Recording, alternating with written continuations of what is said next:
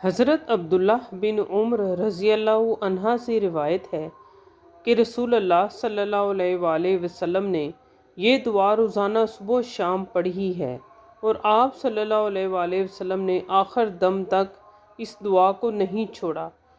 ایک دوسری روایت میں ہے کہ حضرت انس رضی اللہ عنہ فرماتے ہیں کہ ایک آدمی نے حضور صلی اللہ علیہ وآلہ وسلم کی خدمت میں آ کر عرض کیا، یا رسول اللہ صلی اللہ علیہ وآلہ وسلم، کون سی دعا افضل ہے؟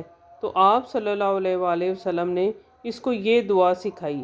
دوسرے دن پھر وہ آیا تو آپ صلی اللہ علیہ وآلہ وسلم نے پھر یہی دعا سکھائی، حتیٰ کہ تیسرے دن بھی وہ آیا تو آپ صلی اللہ علیہ وآلہ وسلم نے یہی دعا سکھائی اور فرمایا کہ جب تجھے عافیت اور معافات دنیا و آخرت میں مل گئی تو کامیاب ہو گیا۔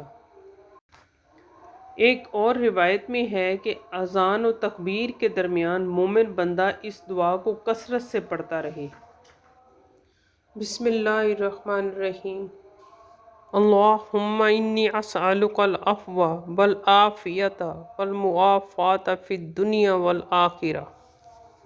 اے اللہ، میں تجھ سے مانگتا ہوں بخشش اور سلامتی اور حفاظت دنیا اور آخرت میں۔